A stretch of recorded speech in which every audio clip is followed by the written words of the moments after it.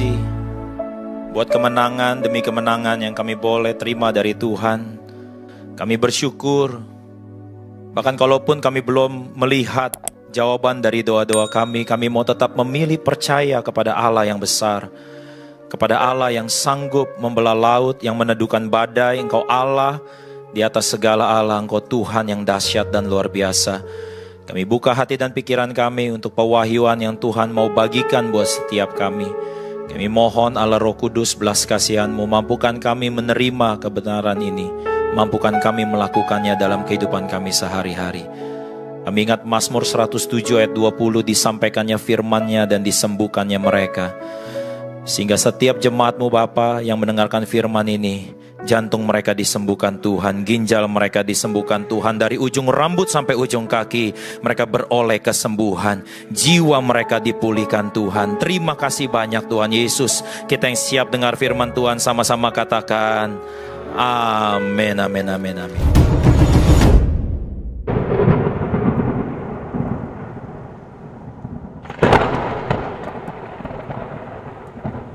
Silakan duduk saudara, shalom. Senang jumpa dengan Impact People di tempat ini, dan juga saya turut menyapa yang beribadah secara online. Saya diminta untuk membawakan tema leadership ya, atau kepemimpinan. Apa yang terlintas di benak saudara ketika mendengar kata pemimpin? Saya yakin saudara punya pengertian ketika mendengar kata pemimpin. Nah, kepemimpinan itu seringkali identik dengan posisi atau jabatan di atas ya. Punya pengikut, punya tanggung jawab dalam skala yang besar. Nah, saya beri judul khotbah hari ini adalah pemimpin dalam perkara kecil, saudara. Pemimpin dalam perkara kecil. Di mata Tuhan, seorang pemimpin justru dinilai bukan ketika posisinya sudah tinggi atau sudah pengikutnya besar atau melakukan hal-hal yang besar. Justru firman Tuhan berkata di Injil Lukas pasal yang ke-16 ayatnya yang ke-10 berbunyi demikian. Barang siapa setia di dalam perkara-perkara kecil, ia setia juga dalam perkara-perkara besar. Dan barang siapa tidak benar dalam perkara-perkara kecil, ia tidak benar juga dalam perkara-perkara besar. Justru sebelum yang besar, Tuhan mau saudara dan saya berurusan dengan hal-hal yang kecil. Dari seorang pensiunan US Navy, Admiral William H. McRaven, dia berkata di dalam bukunya, "If you make your bed every morning, you will have accomplished the first task of the day," he said. "It will give you a small sense of pride, and it will encourage you to do another task and another and another. And by the end of the day, that one task completed will have turned into many tasks completed." Sebab itu tiap pagi saya beresin tempat tidur saya, saudara. Dan saya minta semua orang yang ada di rumah saya juga bereskan tempat tidur mereka. Karena dari hal yang kecil itu kalau saudara bisa beresin, maka sepanjang hari kemungkinan besar semua urusan saudara bisa beres. Nah, Tuhan juga mau saudara di dalam kehidupan kita, siapapun kita, sekalipun saudara masih staff, saudara tidak ada title kepala departemen, sekalipun mungkin saudara masih bisnis yang kecil, karyawan saudara cuma 2, atau saudara masih sekolah saat ini mungkin di SMA ataupun kuliah, saudara dan saya tetap adalah pemimpin, minimal saudara memimpin diri saudara sendiri. Karena tadi pagi di jam 8 saya katakan bahwa kepemimpinan adalah panggilan Allah.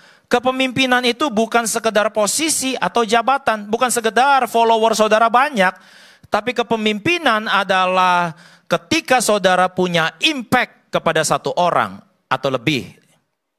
Nah, bahkan saudara, terhadap hal yang kecil ini, Tuhan Yesus juga pernah punya pengalaman. Dan ini juga dihadapi oleh murid-murid. Karena satu ketika murid-murid punya satu pertanyaan yang luar biasa. Who is the greatest in the kingdom of God? Siapa Tuhan yang terbesar di kerajaan sorga? Karena semua orang pengen jadi besar. Semua pendeta pengen gerejanya besar. Semua pebisnis pengen bisnisnya besar. Semua kita pengen besar, saudara. Karena kalau besar itu katanya jauh lebih menguntungkan, jauh lebih punya akses, jauh lebih punya privilege, dan sebagainya. Dan ini juga pertanyaan murid-murid. Sampai urusan di sorga aja dia tanya, siapa yang terbesar di kerajaan sorga? Bahkan ada 2 murid Tuhan Yesus, ini kakak beradik ya. Yaitu namanya Yakobus dan juga Yohanes. Itu sampai pakai minta tolong nyokapnya, mamanya untuk ngomong kepada Tuhan Yesus. Ngomong apa? Mamanya bilang sama Tuhan Yesus, Tuhan Yesus nanti kalau di sorga nanti boleh nggak anak saya Yakobus dan Yohanes satu duduk di sebelah kirimu, satu duduk di sebelah kananmu. Bayangin belum nyampe sorga udah ngelobi, saudara. Urusan begini aja sudah sampai approach, saudara. Yesus di lobi loh. Lalu Yesus menanggapi apa tentang pertanyaan ini? Apa jawabannya? Tuhan Yesus berkata, barang siapa yang mau jadi terbesar di kerajaan sorga, hendaklah ia menjadi pelayan. Jadi hamba, saudara. Jadi pelayan. Pelayan besar apa kecil? Kalau kita masuk restoran, yang terbesar pasti yang punya restoran. Pelayan, waduh pelayan mah saudara suruh-suruh. Pelayan itu seolah-olah gak punya hak. Pernah gak saudara masuk restoran, lalu saudara panggil pelayan, terus dia petatang petenteng. Terus saudara panggil dia, saudara tanya, ini makanan 15 menit kok belum datang-datang. Ada gak pelayan ngomong gini? Ibu bisa sabar gak? Ibu tahu gak saya juga belum makan dari tadi? Bisa gak sabar? Ada pernah ketemu pelayan seperti itu? Enggak ada, karena pelayan enggak punya hak. Pelayan taunya cuma melayani saja. Pelayan taunya hanya menyelesaikan tugas yang dia dikasih aja. Nah Tuhan Yesus justru bilang, kalau kamu mau jadi yang terbesar di kerajaan sorga, kamu jadi dulu yang terkecil. Kamu jadi dulu yang paling kecil. Kalau kita ngomong kecil, itu rasanya apa? Enggak dipandang, saudara. Tapi justru Tuhan Yesus ingin saudara dan saya menjadi pemimpin dalam perkara-perkara yang kecil. Mulai dari yang kecil dulu. Tentu kita senang dengan doa-doa yang berkata, kita akan naik dan tidak turun. Jadi kepala dan bukan ekor. Bagus juga mulai dari ekor dulu, supaya kalau jadi kepala enggak injek-injek ekor. Betul, saudara bisa jadi kepala dan bukan ekor. Jadi kepala juga nggak gampang, saudara. Karena kalau ekor dipotong masih bisa hidup, kalau kepala dipotong nggak bisa hidup, saudara. Sebab itu mulai dulu dari yang kecil. Sehingga waktu saudara tahu handle yang kecil-kecil ini, saudara nanti dapat tanggung jawab yang besar, udah nggak heran lagi, saudara. Makanya Tuhan Yesus bahkan berkata apa? Jikalau kamu punya iman sebesar apa? Biji sesawi. Pernah lihat biji sesawi? Belum pernah lihat ya, nanti ikut ke Israel sama Pastor Jojo ya, sama Bu Heni ya. Biji sesawi itu lebih kecil dari pasir. Pernah dong lihat pasir minimal ya. Lebih kecil dari pasir, saudara. Banyak orang Kristen, saudara, bukan punya iman sebesar biji sesawi. Punya iman sebesar gunung, tapi pindahin biji sesawi aja nggak bisa. Kita pengennya punya seperti gunung, tapi Tuhan berkata, jika engkau punya iman sebesar biji sesawi saja, engkau katakan kepada gunung ini pindah, maka dia akan pindah. Bayangin, sekecil biji sesawi. Bahkan Tuhan Yesus pernah berkata apa? Barang siapa punya iman seperti anak kecil ini, merekalah yang empunya kerajaan sorga. Jadi ternyata Tuhan itu suka waktu kita bisa menjadi pemimpin di dalam perkara-perkara yang kecil, saudara. Saya juga hadapi banyak konseling-konseling pernikahan. Sebagai hamba Tuhan kan banyak nih saya yang konseling pernikahan, saudara ya. Mereka-mereka yang mau bercerai. Ternyata ya, akar masalah mereka itu gak gede-gede banget loh. Saya kira si istri bakal bilang, dia tidak menunaikan janjinya yang akan membelikan saya rumah 1000 meter. Gak ada. Selalu pertengkarannya kecil-kecil. Saya pernah konselingin orang, saudara. Ya, pacarannya 9 tahun, nikahnya 3 bulan. Cuman gara-gara apa? Gara-gara ngupil. You know ngupil? Pencarian harta karun. Dia bilang dulu waktu pacaran oke lah, saya pikir pas nikah dia udah stop. Jadi dia demen banget ngupil, dan yang paling malu katanya kalau pergi kondangan ngantri makanan. Pas lagi ngantri makanan sambil nunggu, dia mulai bergerak. Yang bikin malu itu pendeta katanya. Habis dia dapat, dia bagi-bagikan. Tahu ya, ngerti ya. Pernah yang ngelakuin ya. Nah itu yang bikin malu katanya. Ternyata perkaranya kecil. Ada lagi yang mau bercerai cuman gara-gara apa? Si suami didikan Belanda. Si istri didikan Sunda. Cuman urusan apa? Pasta gigi. Kenapa? Si suami bilang tiap kali dia sikat gigi, odolnya berantakan.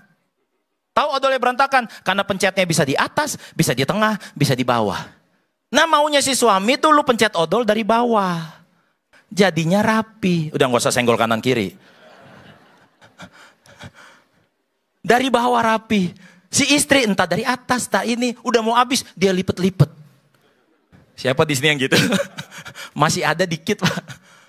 Cuman gara-gara urusan pasta gigi. Ternyata perceraian juga penyebabnya bukan hal yang besar. Ternyata hal yang kecil. Ada lagi.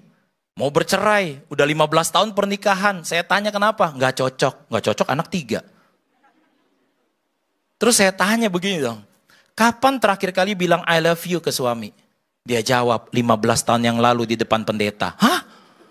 Itu di depan pendeta pas kapan? Pas pemberkatan nikah. Hah? Terus udah gak pernah bilang I love you lagi? Enggak. Kenapa? Emang kita ABG? Lah, emang kalau yang bilang I love you itu harus ABG? Kalau udah gak ABG gak bilang lagi I love you. Saya bilang harus bilang.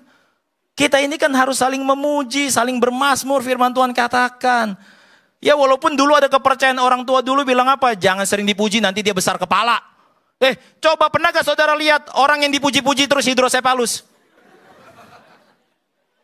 Gak pernah kan? Puji dong, Bu. Pulang ibadah puji suaminya, amin. Kau suamiku yang gagah perkasa. Ya walaupun perutnya udah gak six pack, 6 month. Puji. Pak, puji dong istrinya, ya. Jangan waktu masih pacaran ya kan kayak gitar Spanyol bodinya. Oh enggak Pak, sekarang udah enggak Pak. Iya itu kan juga karena lahirin anak kamu juga. Jangan kamu nyanyiin lagu rohani lagi. Sebab kau besar, tiada seperti engkau. Puji istri tetap bilang I love you, amin. Yang 3 yang amin, 3 orang doang loh yang amin. Ya, harus saling memuji, anak dipuji. Jangan bilang kamu kok matematika gini aja gak ngerti, bego kayak mama lu.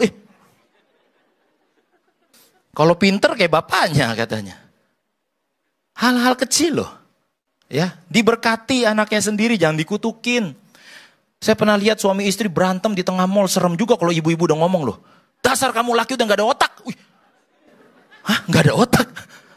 Saya orangnya paling demen tuh iseng nimbrung-nimbrung yang begituan tuh. Saya dalam hati udah gatel pengen ngomong. Ada Bu, teman jarang dipakai. Makanya suruh gereja diici dulu ya. Kalau besok-besok laki lu bangun pagi stroke, jangan salahin lu bilang gak ada otak.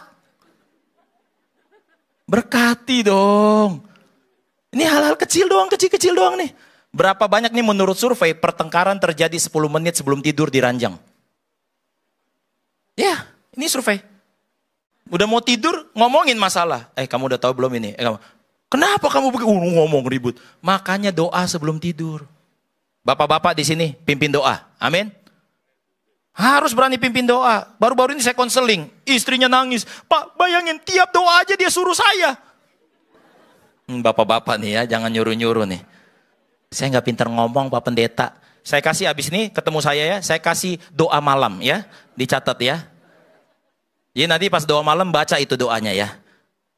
Harus berani pimpin, ini hal-hal kecil doang loh. Karena Tuhan mau saudara jadi pemimpin di dalam perkara kecil. Saya mau cerita ini satu kisah menarik banget saudara. Seorang pemimpin yang memimpin dalam perkara kecil yaitu Daud saudara. Kita semua kenal Daud apa sih? Gara-gara dia ngalahin Goliat, benar? Kita tahu Daud kan gara-gara ngalahin Goliat. Saudara tahu nggak cerita asal mulanya kenapa dia bisa ketemu Goliat? Karena hal yang kecil. Daud ini anak ke-8. Dari 8 bersaudara, anak paling bontot saudara. Semuanya laki-laki semua ya. Tapi bapaknya nggak tahu gimana ya. Kayaknya kurang happy sama Daud. Kayaknya kurang suka sama Daud. Sentimen. Sampai Daud tulis di Mazmur. Sekalipun ayahmu dan ibumu melupakan kamu, Allah tidak melupakan kamu. Itu tuh curhatannya Daud tuh. Dia curcol di Mazmur tuh saudara. Ya, tahu semua laki-laki pada era itu kalau mau hebat, ya jadi apa? Jadi tentara. Zaman kayak saya masih kecil kalau ditanya cita-cita apa? Jadi tentara, jadi dokter, jadi insinyur gitu ya. Nah kalau zaman itu tentara saudara. Koko-kokonya tentara semua saudara. Daud, ngapain Daud? Penggembala kambing domba. Cuman ngangon kambing Daud saudara. Kalau kakak-kakaknya urusan sama pedang. Urusannya sama perisai, urusannya sama tombak. Daud urusannya sama apa? Ketapel. Beda kelas. Yang satu besar, yang satu kecil. Kakak-kakaknya Daud urusan sama siapa? Sama panglima, ketemu raja, ketemu musuh yang hebat-hebat. Daud urusan sama siapa? Sama kambing, sama domba. Diajak ngomong aja nggak bisa. Makanya Daud bermazmur, mau ngomong sama siapa lagi? Mau ngomong sama kambing. Makanya dia ngomong sama Tuhan. Tapi ternyata tanpa dia sadari, justru temannya adalah raja di atas segala raja. Sosok yang paling besar dari siapapun yang ada di muka bumi, saudara. Dia bangun hubungan ini, saudara. Lalu satu ketika papanya panggil, Daud maksudnya. Sini. Toh tugasnya ngapain? Cuman disuruh bawain lunchbox. Suruh bawain bekal buat kakak-kakaknya yang lagi di medan perang. Bayangin, saudara. Laki-laki disuruh bawa lunchbox. Saya kan orang Batak, saudara ya. Kalau saya orang Batak itu pasti anak perempuan tuh, marhobas. Suruh bawa-bawa, suruh disuruh-suruh. Ini laki-laki, saudara. Suruh bawa bekal. Tapi Daud adalah pemimpin dalam perkara kecil. Sekalipun itu hal kecil dia bawa. Nah di tengah jalan waktu dia lagi bawa itu bekal, dia dengar suara Goliat nantang-nantangin tentara Israel. Lalu dia bisik-bisik, dia tanya, itu siapa sih? Itu orang nomor 1 tentara Filistin. Dia nantangin. Oh gitu, kurang ajar banget dia nantangin begitu. Bukankah kita punya Tuhan Allah Israel yang luar biasa? Sudah diem loh. Ngapain kesini? Nganterin bekal buat kokoh gitu kan. Udah ketemu kokohnya nih. Ketemu kokohnya aja, kokohnya marahin. Ngapain kamu di sini? Sampai Daud bilang apa? Saya disuruh ayah untuk antar makanan sama kamu. Udah pulang sana, ini bukan tempat kamu. Tuh bayangin, saudara. Lalu dia tanya, itu siapa? Nantang-nantangin, udah kamu gak usah tahu. Lalu dia dengar dari yang lain, siapa yang bisa ngalahin itu, maka dia akan menikahi anak raja. Dan seluruh keluarganya akan dibebaskan dari pajak. Apa yang Daud lakukan? Daud pergi ke Raja Saul dan berkata, boleh gak saya yang lawan? Skenario awalnya bukan lawan Goliat. Skenario awalnya cuma hal yang kecil, tugas yang kecil. Yaitu apa? Antar bekal. Kita gak pernah tahu tugas kecil apa yang sekarang sedang saudara lakukan.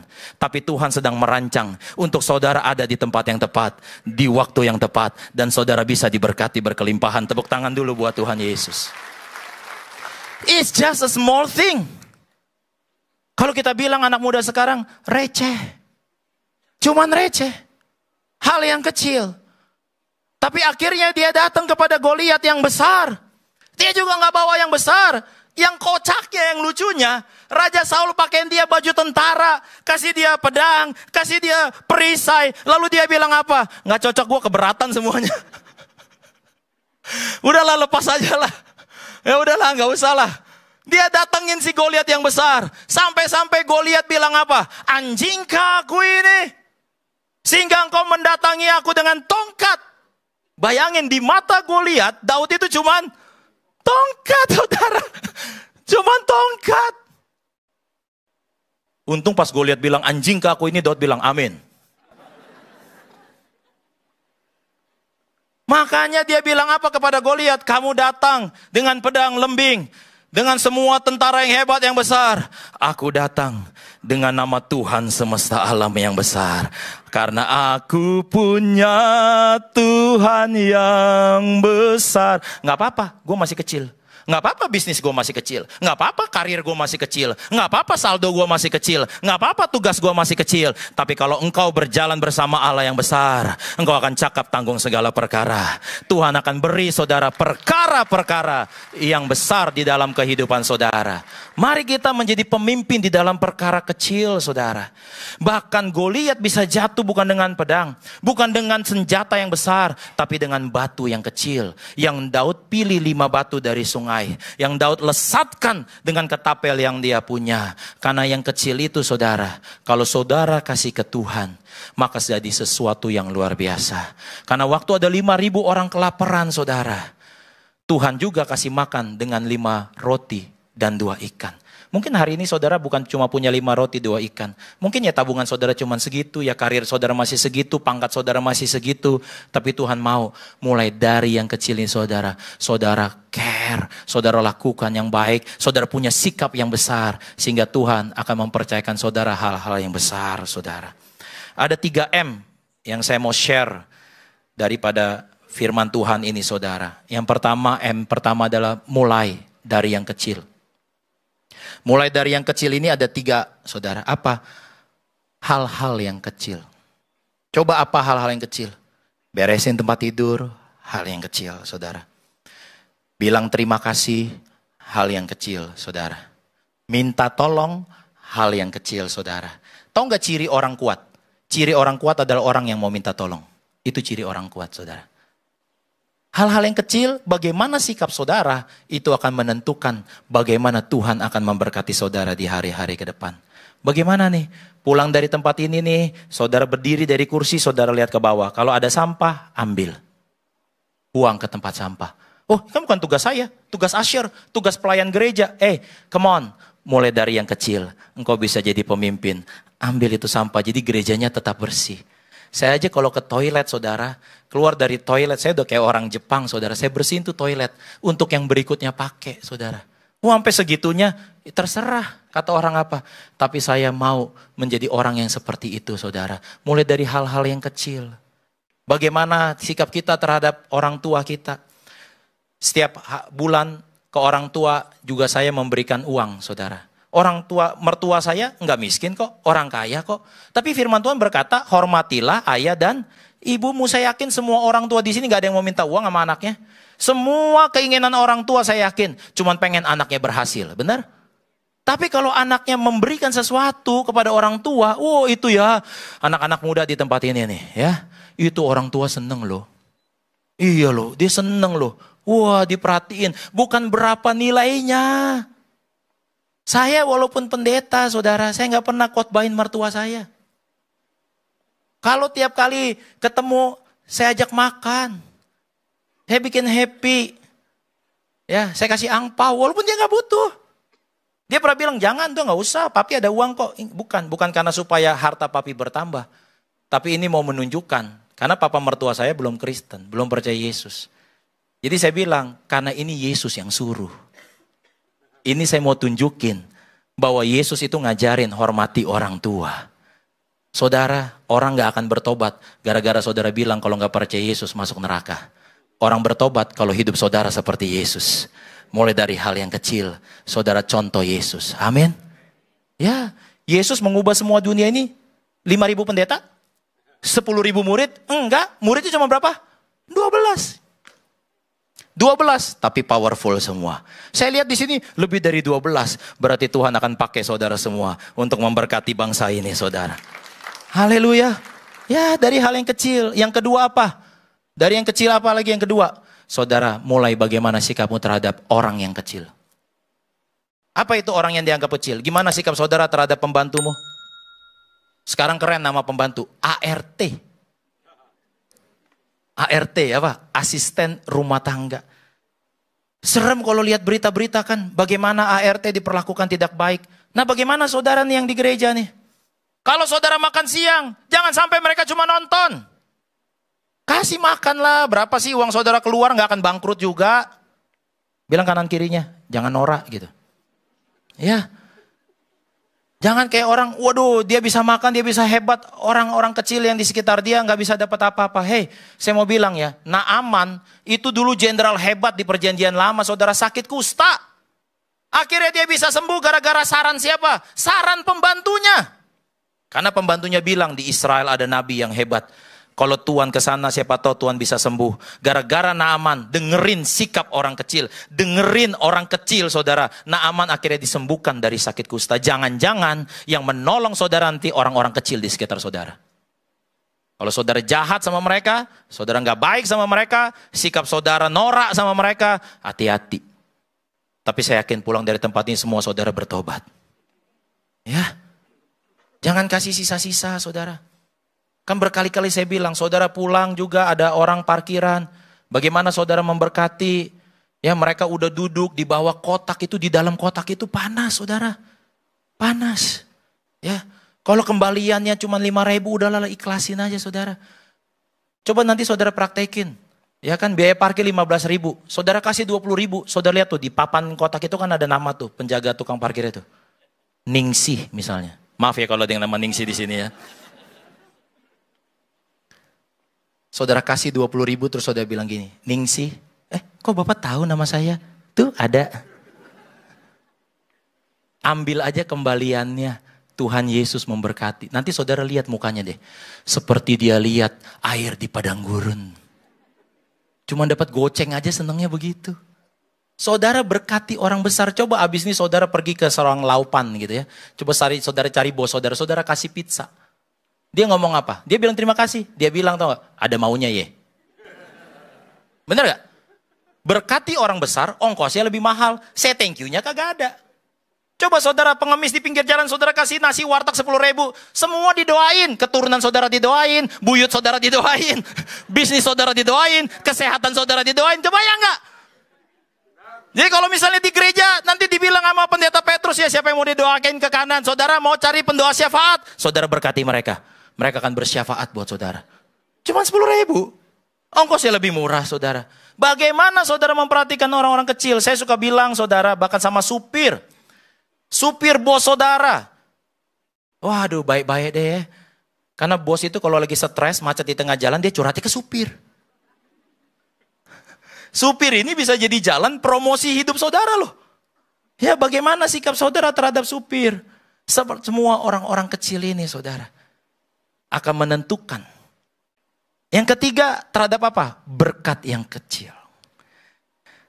Apa sih yang kita anggap berkat yang kecil? Kapan tadi pagi siapa di sini yang berterima kasih masih hidup? Nggak ada yang berterima kasih. Saya kalau bangun pagi saya gini, wah makasih Tuhan masih hidup.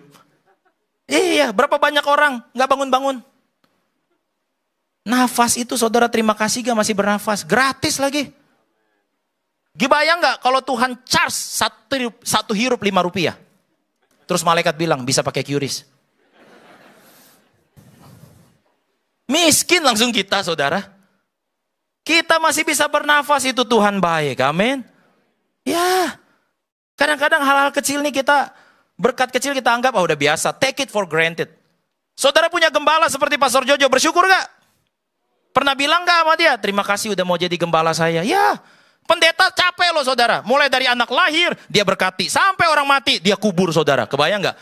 Pendeta itu urusannya mulai dari hidup sampai mati saudara. Terus gak ke gereja gampang alasannya hujan. Hujan masih air. Kalau udah api saudara boleh izin. Kadang udah saya ibadah online aja. Saudara mau dikubur online?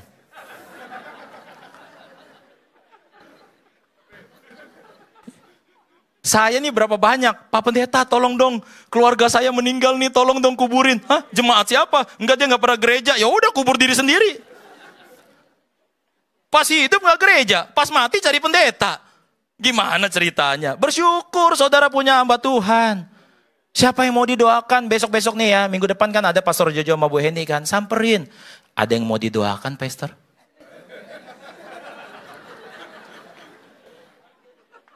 Emang saudara pikir pendeta gak butuh doa? Butuh. Butuh, saudara saya juga kalau didoain seneng. Tapi gak ada yang pernah nanya gitu kan? Egois. Saudara, doa saudara juga dijawab Tuhan. Amin. Doa saudara juga penuh kuasa. Berdoa buat gembala saudara. Bersyukur loh punya gembala saudara. Bersyukur buat ada yang melayani. Bersyukur ada yang antar saudara ke kursi. Pelayanan di sini juga bagus. Nggak ada yang ditunjukin kursi. Tuh, sono. No. Oh. Nggak lihat mata lu tuh, sono. Bilang terima kasih nggak pas udah dapat kursi? Bilang terima kasih. Hal kecil, berkat kecil itu loh. Kalau saudara berkat kecil aja bersyukur, siap-siap saudara terima berkat besar. Waktu saudara bersyukur di berkat kecil, pas dapat berkat besar, saudara nggak norak.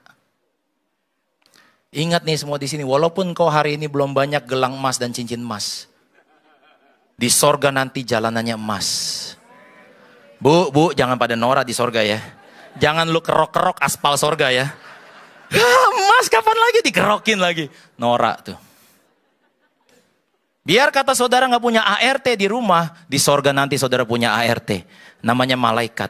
Ibrani 1 ayat 14 katakan malaikat adalah pelayan kalian. Wah, makanya kalau nanti malaikat datang di mimpi, malaikat datang menampakkan diri kepada saudara, jangan norak. Pernah saudara ketemu ART? Wah, Ningsih, luar biasa kehadiranmu. Nggak ada yang begitu kan kalau Mbak? Oh lo. Gitu doang kan? Nah malaikat itu pembantu saudara. Jadi kalau dia datang, wah Gabriel. Nggak usah. Dia cuma Mbak. Ngapain Gap?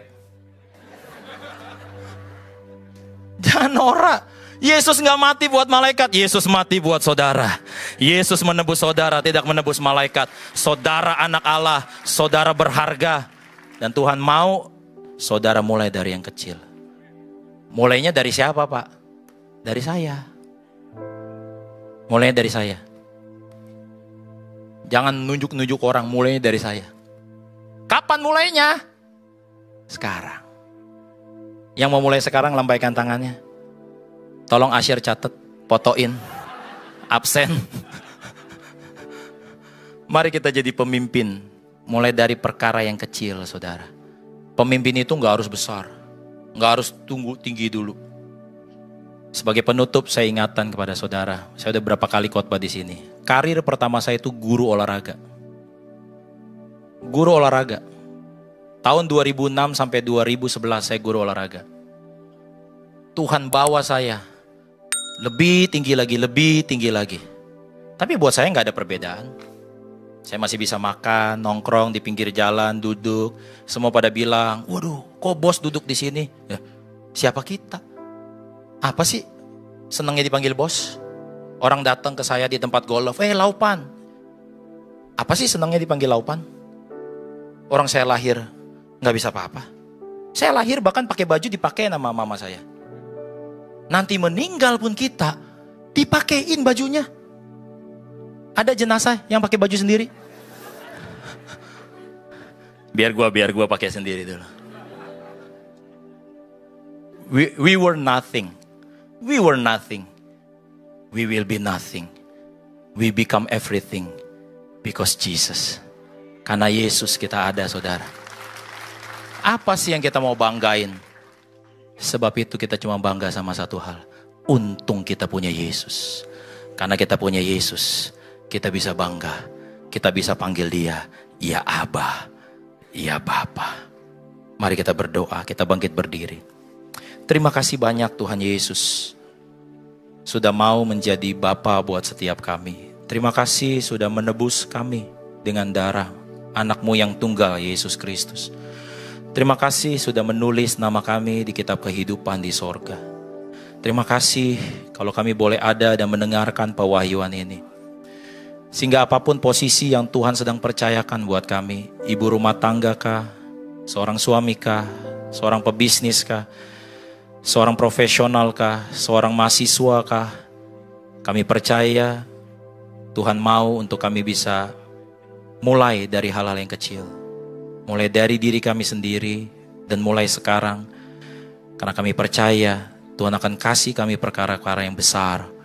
Sehingga kami boleh lebih lagi menjadi impact buat banyak orang. Di dalam nama Yesus, kita yang mau melaksanakan firman Tuhan sama-sama katakan, amin.